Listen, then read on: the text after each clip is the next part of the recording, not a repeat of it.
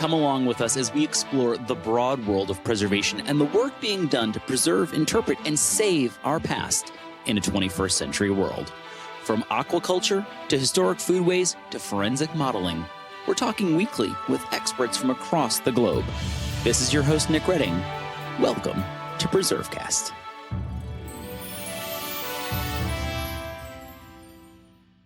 This is Nick Redding. You're listening to PreserveCast. Thrilled today to be sitting down with the Dr. Melissa Reid, who's the executive director of the Taylor House Museum, located in historic downtown Berlin, Maryland, which has been often cited as one of the coolest main streets in America.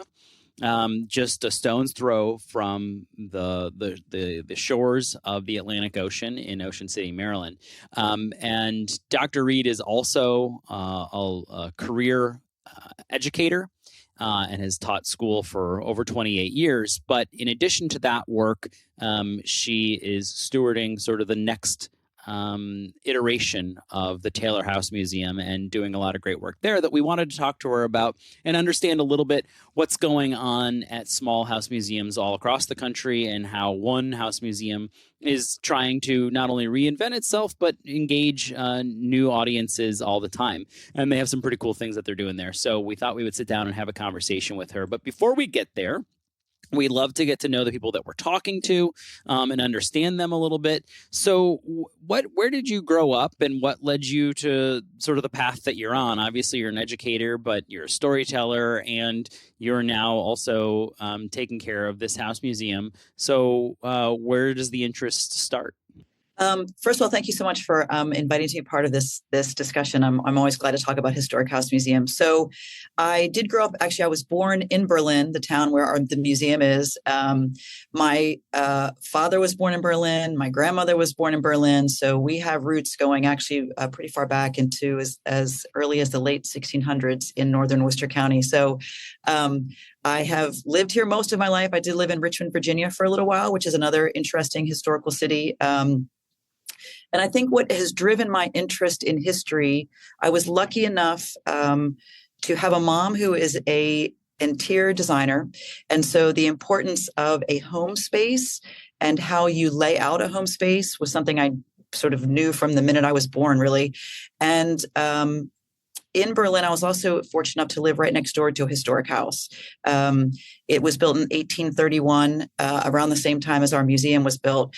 But a family has lived in it. The same family that built it still lives in that home today. And so we grew up playing in that house. And so, and the house had not really been altered since really the 1830s. There was a kitchen added, a bathroom, but I grew up surrounded by and heavily involved with houses and a historic house, and also the life in a small town. Berlin in the 1970s is a far cry from what it is now, but it definitely was full of characters and stories. And my father is a storyteller. He wrote a book about a local murder, actually, in the 1930s. And my grandmother was a storyteller. So all of these things have kind of coalesced in my interest in history. And my husband and I, he's from Richmond. We moved back here to Berlin right when Berlin was starting, its whole regeneration. And I got involved in the Taylor House Museum about 16 years ago, first as a volunteer and then as the president and now as the executive director.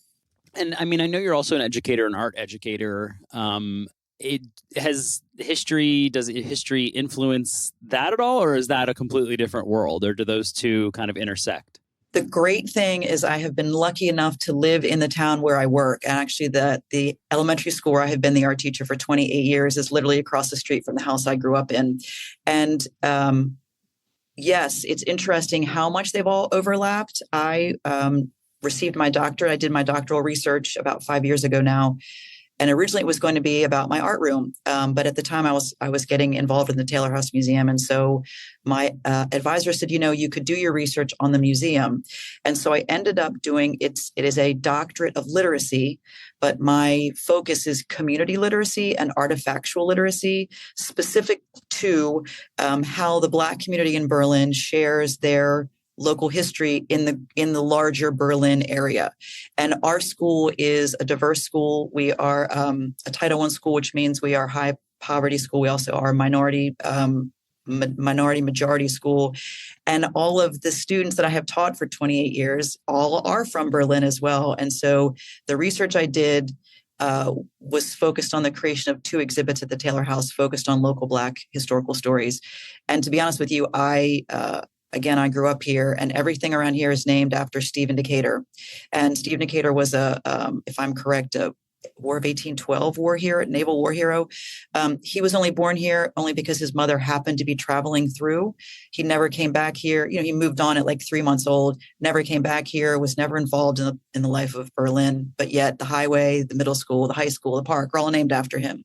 Meanwhile, we have Reverend Charles Albert Tinley, who was born in Berlin, left here, but came back quite often. He ended up moving to Philadelphia and became the pastor of one of the first mega churches in the country.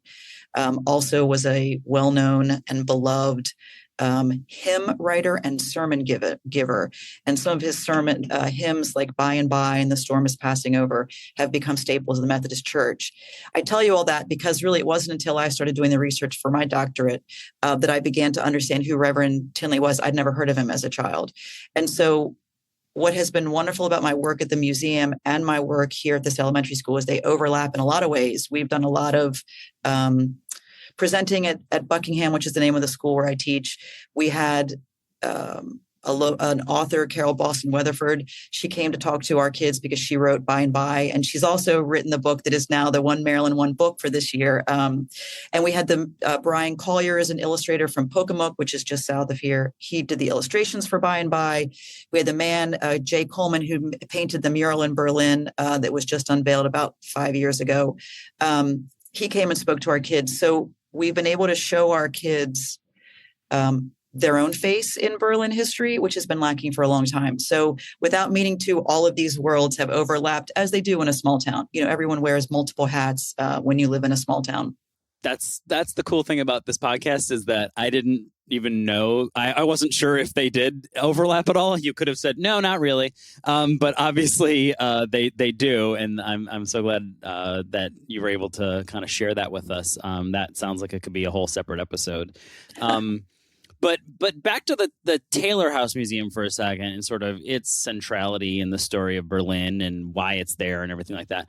When was well, first off, for people who are listening, I mean, I kind of teased that it's, a stone's throw from the Atlantic Ocean, but put Berlin in context, and then if you can put the Taylor House Museum in context. There's a lot of people listening who have never been to Berlin, and they're listening all across the country. So we love to use these kind of interviews and stories as sort of emblematic of, the challenges that lots of different places are facing and how different places are overcoming them. So paint a picture, if you will, for the listeners of Berlin and then the House Museum. Sure. So Berlin actually is not, people think it's related to Berlin, Germany, because it's spelled the same way, but that's not correct. For some reason, the spelling was changed. Originally, from what we can surmise, Berlin came from Burley Inn, and Burley Inn was from, again, what we can surmise was like a coaching inn. This Berlin is located along the main post road from Philadelphia all the way down, to the eastern shore of Virginia. Berlin. There were in 1830s, for some reason, there was a building boom in Berlin, and the museum is working on uncovering, in partnership with Salisbury University and the NAB Center. We're working with them to kind of begin to understand why all of a sudden in the 1830s there was movement coming to Berlin. There was a school here, Buckingham Academy, which is interesting. That dates from the 1700s, and we're lucky that there still is a Buckingham school here now. There were a couple possibly a couple stores kind of things, businesses, and then a few buildings. But for some reason, many people were moving to Berlin in the 1830s. And we know that because along with the Taylor House, which was built in 1831, there are multiple, off the top of my head, I could name 9 1830s houses still standing in Berlin that are actually individually still owned single family homes. So for some reason, they were coming to Berlin. It's interesting because there's no water here. Most people at that point, especially in our area, were traveling by water. You have Snow Hill, you have Pocomoke. Just east of Berlin, there was a town called Trapp, which has since been abandoned. That was also right on the water. But Berlin does not have that. So for some reason, people were coming to this area, to Berlin. The house itself is an interesting story. Like we said, it was built in 1830, actually by the Covington family. Um, it was lived in by the Covington family until right after the Civil War. Actually, we are working also on the history of the Covington family. We don't have any papers from them. We don't have any furniture that belonged to them. What we know is what we could find from the records in the Worcester County Courthouse. We have the inventory of Isaac Covington's death. We have the inventory of his wife Amelia. We have many deeds of ownership of enslaved people. That's part of a story that we're working on for 2026 and 2027. But the Covingtons lived there till 1865. Then we know it was a prominent house because it is literally located on the very, very edge of downtown Berlin. So we know that it was a prominent location. And then right across the street is the oldest house in Berlin that dates from the late 1700s. So it is interesting when visitors come to the museum, we can tell them if you stand on the front steps and look across the street, you can see the same house that Covington would have seen when they moved to Berlin and built the house. The house then changed hands and was purchased by a man named Mr. Henry. Don't know much about him, except it was a prominent house because he had enough money that he's the one that bought the railroad to Berlin. And at that point, so Berlin was becoming our agricultural hub. And in the 1890s, the Harrison nurseries were founded by the Harrison family. And they, at one point, were the largest fruit orchard mail order company in the world. And with that comes a lot of, obviously, other businesses. There was a basket factory. There's an ice plant, which is still in existence today. Lots of businesses. And the Harrisons really were probably the largest employer in this area. So then the house changed hands again in the 1890s, and then it was owned by Calvin and Mattie Taylor, and that's who the house is named after. Calvin Taylor was a beloved Berlin figure. His family on both sides goes back generations. He was a lawyer. He was a teacher. He was superintendent of schools for a time period. He was a state delegate, and people really trusted him so much that he started doing small loans and then actually formalized that in the founding of the Calvin B. Taylor Bank, which is still in existence today as Taylor Bank, and it is a local independent bank. So that is why the house is named after Calvin Taylor. That's fascinating. And yeah, how does it get saved then, though? Yes. So this, what's interesting about the Taylor house is it mirrors what was happening in Berlin. So I'm going to give you a little bit more history about the house, and then I'll kind of tie it in with how it became to be and what we're doing to make sure it still is viable as we go forward. So Calvin and Mattie Taylor lived there till the 1930s. Then the house changed hands again. It was turned into apartments at that point. And at that point, so that was probably, by the time it was apartments, we're thinking it was around the 40s. It was 2 apartments. We know that the one who owned it was an absentee landlord. We have correspondence that was left to us, people writing to her as renters saying things like the roof is leaking and the heat's not working, and she wasn't fixing them because there were multiple letters of them stating this. So the house then was really falling into disrepair through the 70s, as was Berlin. The peach orchards that the Harrisons owned, there was a peach blight that took out a lot of the trees. And then the sort of main driver, Mr. Harrison, I think I'm not sure which first name he had, but he passed away. And so the orchard was going through, a shift. It was down. It was really shrinking in size. Agriculture wasn't becoming such an industry that it was. So Berlin, which was a bustling historic center, was also in disrepair. So like I said, I was born in Berlin in 1970. And when I was a child, most of the stores were empty. Most of, if any of your listeners have been to Berlin, they see it, and what it's recognized as is a intact historic downtown. Buildings have all been restored, lots of red brick. Again, most of that was covered over in the 70s and also the 50s. I think trying to modernize a town, nobody wanted that sort of Victorian look anymore in the 50s. So lots of the buildings were covered in formstone or aluminum siding. And then even the Atlantic Hotel was there, but the front of it was covered to this red brick extension that was probably built in the 40s. The Atlantic Hotel, when I was a child, was completely abandoned and empty, as was the red brick extension on the front. So the town was going through this sort of downturn as well. And the town in 1979 was going to purchase sort of what was left of the house and of the Calvin B. Taylor house, tear it down, we still have a large, fairly large for the town of Berlin piece of property, and had multiple very, very large, what we would call now heritage trees. Um, there was a man named Ed Hammond, who his family also dates back from the 1830s in Berlin, who I think started to see, along with some other community members, the importance of historic preservation. I think that probably also grew out of 1976 with the bicentennial, sort of like we're noticing now with with 250 coming up, that this focus on history. So I think people were starting to understand the importance of history. So Ed Hammond convinced the town to buy the house, the Calvin B. Taylor house, and turn it into a museum. And so the town had enough foresight to do that. So they purchased the property. They own the house, but we own the content. The Taylor House Museum, we're really called the Berlin Heritage Foundation, is our nonprofit name. We own the contents of the house. We have a legal agreement with the town that states we have control over what happens. At the same time that the museum was being restored, that's when 10 people, local community people, came together in Berlin and bought the Atlantic Hotel, and they also restored that. And the local sort of story we tell is that they bought it knowing that it was going to be the centerpiece of the town, knowing that we could really begin a revival of downtown Berlin. And at the same time, there was also beginning to be a restoration of some of the buildings. They were taking off the aluminum siding, uncovering the windows that had been boarded up, and things like that. The restoration work that needed to be done at the Atlantic Hotel, though, was so extensive that the owners, I think, didn't realize what they'd gotten in over their head before it was too late.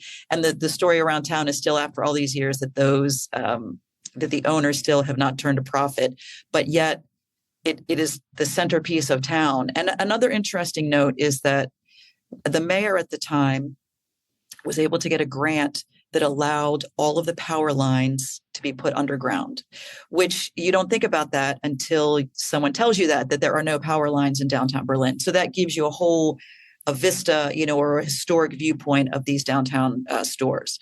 So the Taylor House, though, again, we wouldn't be here without the community. I mean, countless volunteer hours were spent in that house, ripping out things, restoring things. And I think what we have, which sets us apart, is the work that was done, first of all, to restore the house, and then the work that was done to furnish the house and to present the house was done with pretty high standards, a lot of academic rigor. We had experts come and do a paint study, and they uncovered different finishes that have been replicated in the house that are historic and date from about the 1840s.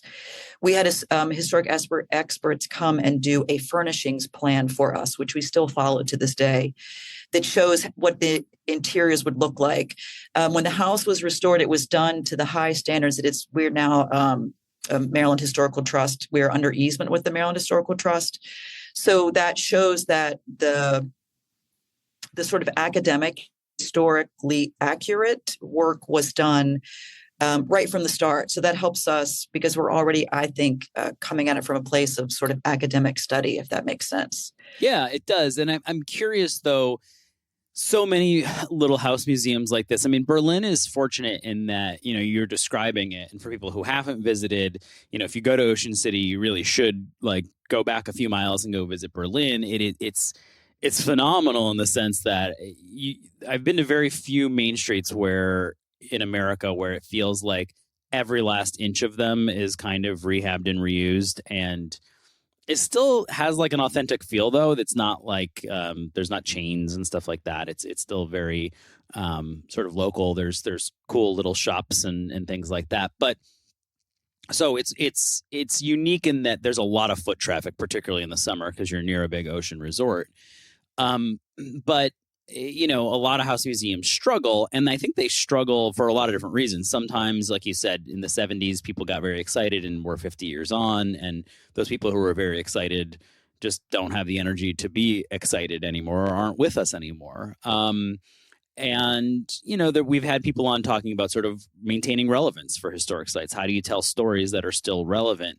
Is the Calvin, the Taylor story still something that's relevant to the modern generation, and not just to visitors to Berlin, but to the locals? So what has visitation and engagement been like, and how are you sort of planning for the future around that? It's a great question. And I think they're important questions to be asked now, because just like you said, that, we can all name historic house museums that are struggling. And we were. We've been fortunate enough that we have, because community members believed in us, we have been, we're lucky enough to have an endowment, because, over the time, different townspeople have passed away and left us, recognized us in their estate planning. Which shows, again, because they felt that we were relevant. So I think you said that, like, that relevance is incredibly important. And for a time, the Taylor House was really struggling. We were in financial straits. We weren't bringing in any significant kind of revenue. So you really have to look. You have to look, first of all, at what your community is and what you can bring to your community. And I think what helps us is, yes, we are a historic house museum, but that's only part of the space. Because of the additions that were done over the years, that's also part of the story that we tell. The original block of the house, we have restored to the 1830s.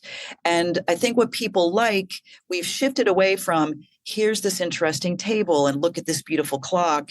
We don't focus on that too much anymore. We took all the ropes away. We took all of the ribbons that went over the chairs, and we have tried to use the objects to tell the story of the people that live there.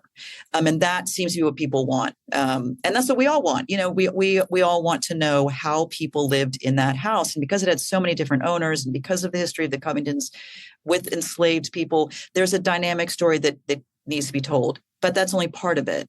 At one point, Calvin and Mattie Taylor enclosed the exterior kitchen. They enclosed it and added it to the rest of the house. In other words, there was a historic block, there was an open yard, and then there was that separate old kitchen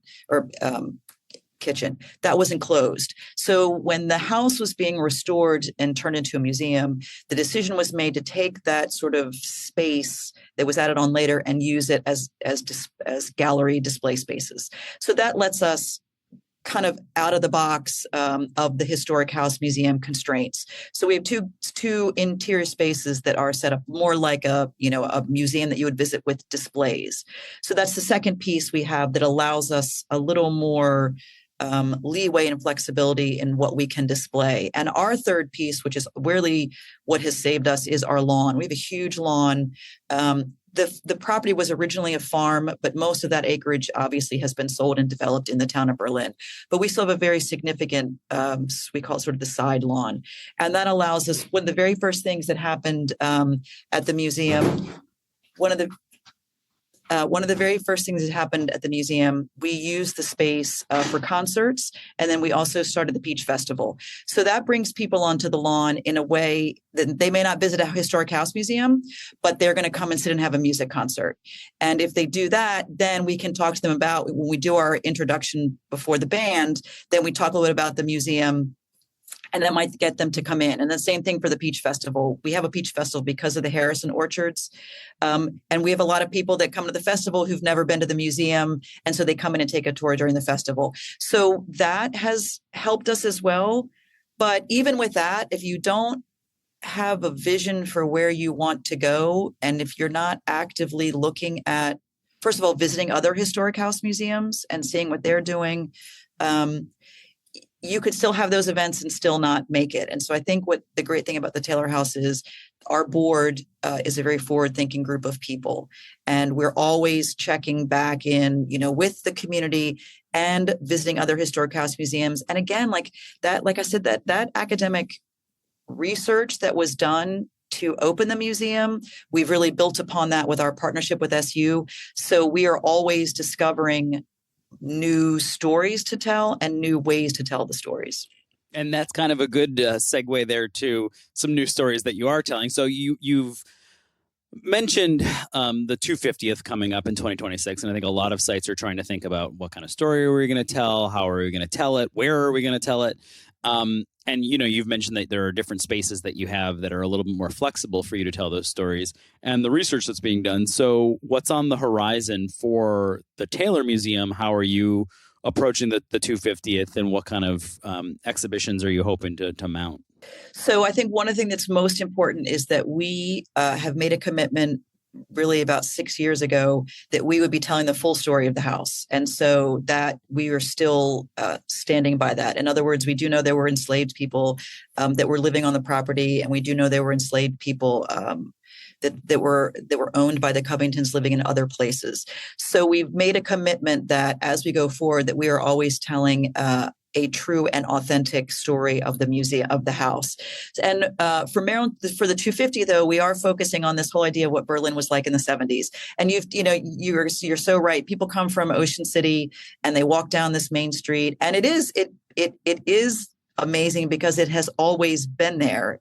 We kind of tell the story that people were in Berlin weren't rich enough to tear the buildings down, but they had enough money they could sort of cover them up in the 50s and 40s, 50s, and 60s. But people have literally no idea of how far it has come since the 1970s. And we're fortunate enough, we have a huge photograph collection at the Taylor House Museum. And we even have, there are these long panels, series of photographs. They look like panorama photographs, actually. They actually took photographs in the 80s, very, very early 80s, late 70s, and sort of glued them all together in a streetscape. And we have like 6 panels that I think were used as part of the historic downtown designation, Maryland Historic Downtown designation. So we have that. So we framed those, and we've taken some amazing photographs of the downtown Berlin when all the power lines were there and the shops were empty. And we're going to do an exhibit that focuses on that. And we've got some great oral histories. We have excerpts from the oral histories that we've printed. And so it's going to be a really interesting visual story of, first, what Berlin looked like in the 70s, and then really the commitment that was made by the community and the sort of countless volunteer hours. Again, this was way before Berlin was, like I said, you would not have come to Berlin. There was nothing. It was there, but it was covered over. And it took people who they were in it for the economics of it, but they were really in it more to bring the community to life. And so that's going to be our main exhibit for Maryland 250 is this idea of what it looked like in the 70s. We are going back a little bit too. We're going to have one of these rooms that talks about the Berlin area, sort of the colonial times. I mentioned Trapp, which was a Native American settlement, and then it became a colonial settlement. It's now because it was abandoned, it's now owned it's a family farm.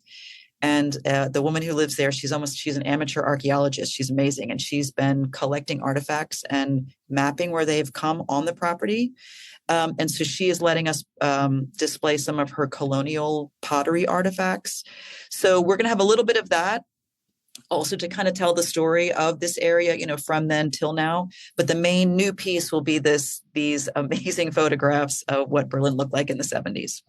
Which I love because, for people listening anywhere, it's like this is a perfect example of the power of preservation, obviously, and rehabbing buildings and what that can mean for a community. And also sort of this small scale bootstrapped approach to community revitalization. Like, Berlin did not decide, we're going to knock everything over and build a convention center for everybody from Ocean City to come to. It wasn't one big project.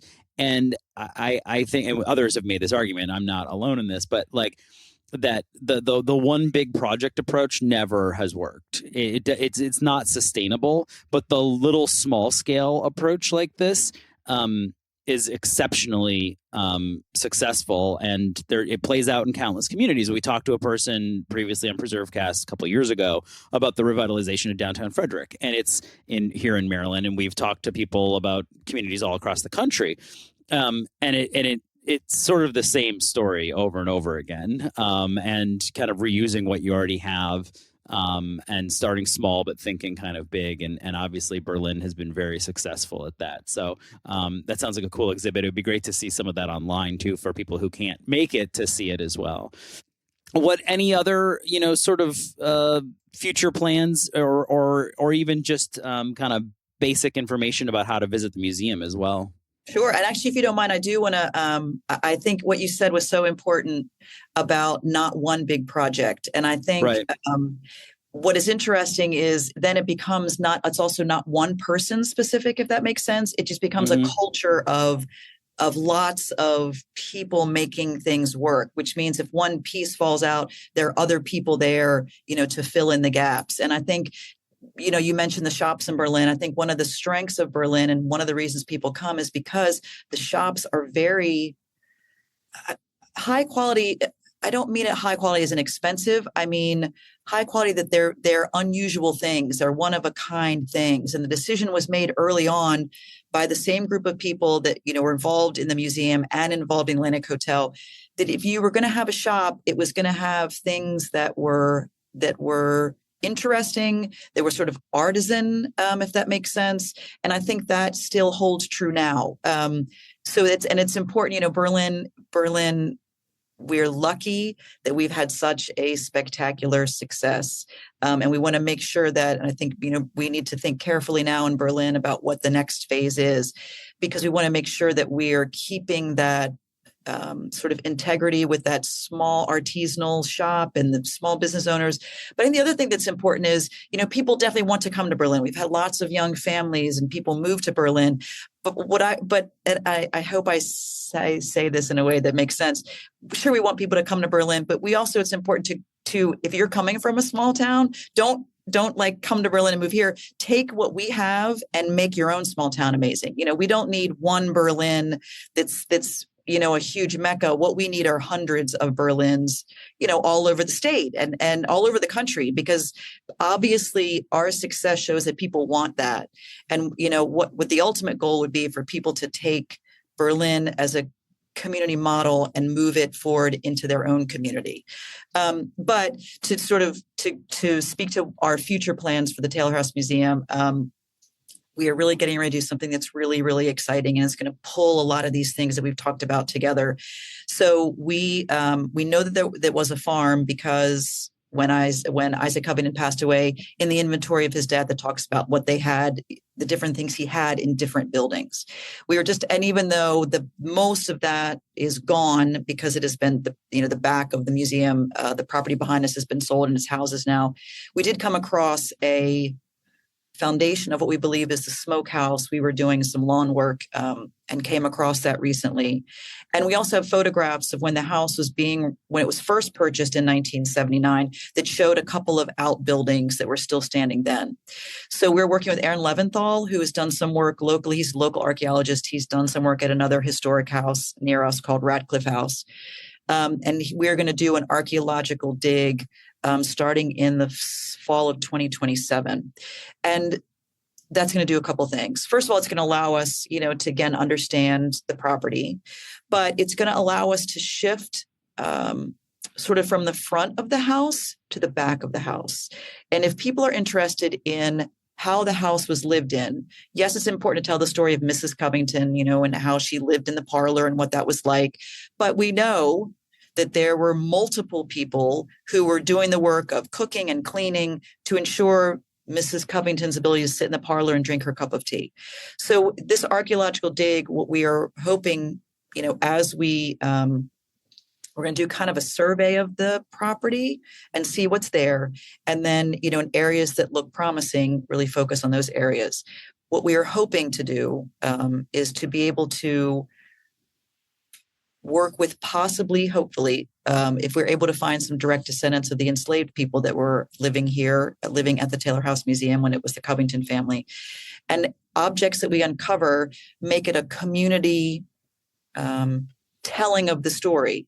If we uncover artifacts that we know would have been used in, cooking in that exterior kitchen, it was not Mrs. Covington that was doing the cooking. It would have been the enslaved people that were there. And if we can identify direct descendants of those groups of people, then we feel it would be up to that group to tell us how that story should be presented, the story of the people and how they lived in sort of that back part of the property.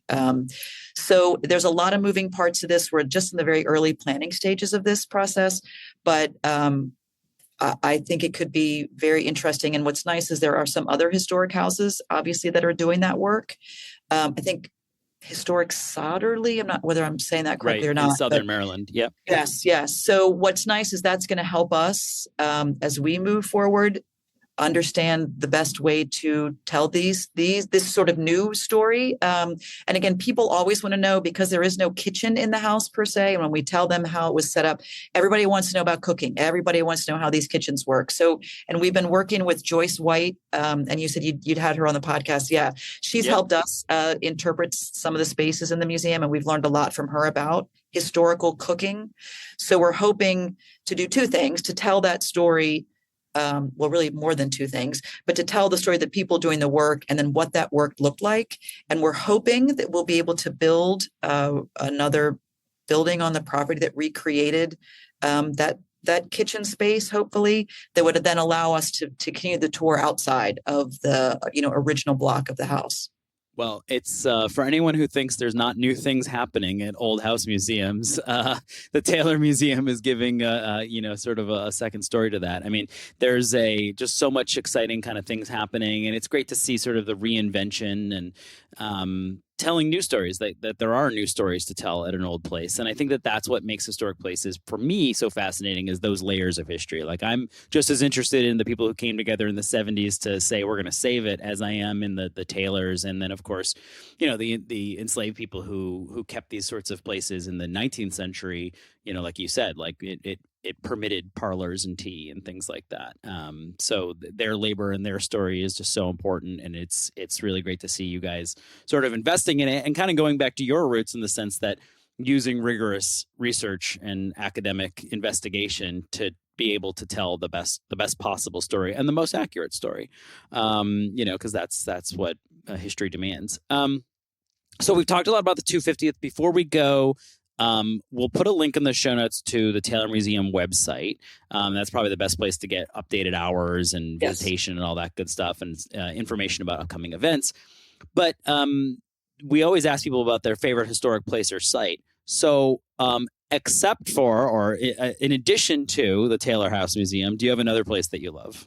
I do, and it's actually it's not an American historical site. It is a house in London called the Dennis Seaver House. And if you've read the Anarchist Guide to Historic House Museums, and I think that, any current research on historic house museums begin to reference this house. And I'd heard about it years ago. I'd actually walked past it years ago without realizing what I was looking at. I was able to go back about 4 years ago.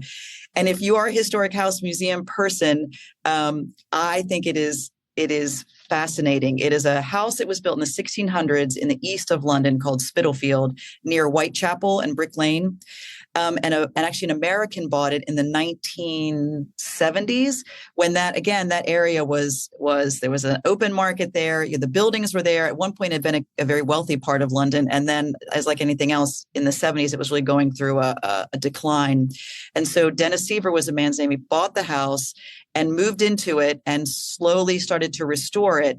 And when you and he passed away, and the house has now been taken over by Spitalfield Trust.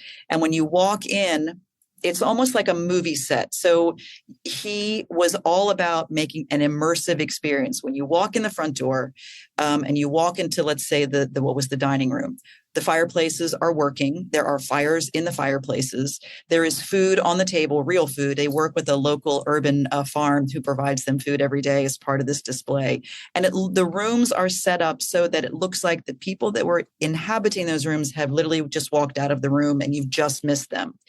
And he also did sounds. So when you are walking around the museum, and when I went, it was sort of self-guided. It was silent. You were not allowed to talk because you're just supposed to immerse yourself in this space. But they even had the recordings of the clocks of the churches that you would have heard, the chimes at the different hours of the churches that were there in that neighborhood. He even had like a recording of, a horse and carriage going by, so that as you're walking through this space, it's all candlelit. There's no electricity that you can see. It's completely fascinating, and people either get it or they do not get it. We were with some people who were like, I don't like this. This is where I don't like this. This is too weird. But to me, it was the closest you can get as just a regular person revisiting a historic space. And so we've tried to use some of those practices at the museum a little bit, but it's fascinating. Totally fascinating. It is by far my favorite sort of historic site, I guess. Yeah. No, I love that. And we have had the gentleman who wrote the Anarchist Guide to Historic House Museums on PreserveCast, but it sounds like we need to go and interview the folks from that house. So we'll work on that one next. Yeah. Well, Dr. Melissa Reid with the Calvin Taylor House Museum, it's been such a pleasure to have the chance to sit down and talk with you, learn about how this particular site is attempting to, overcome the challenges that all sites are, and looking forward to seeing the good work that you do next. Thanks so much for joining us. Oh, thanks so much for letting us talk about historic house museums all day. So thank you so much. And yeah, please check out our website and come visit. Thanks for listening to PreserveCast. To dig deeper into this episode's story, head over to preservecast.org for show notes and our collection of previous episodes. Don't forget to engage with this podcast by subscribing, commenting, and leaving a review. Follow along on Instagram, Twitter, and Facebook at PreserveCast for even more. PreserveCast is currently recorded in Walkersville, Maryland, and sponsored by the 1772 Foundation, and powered by Preservation Maryland. Thanks for listening, and keep on preserving.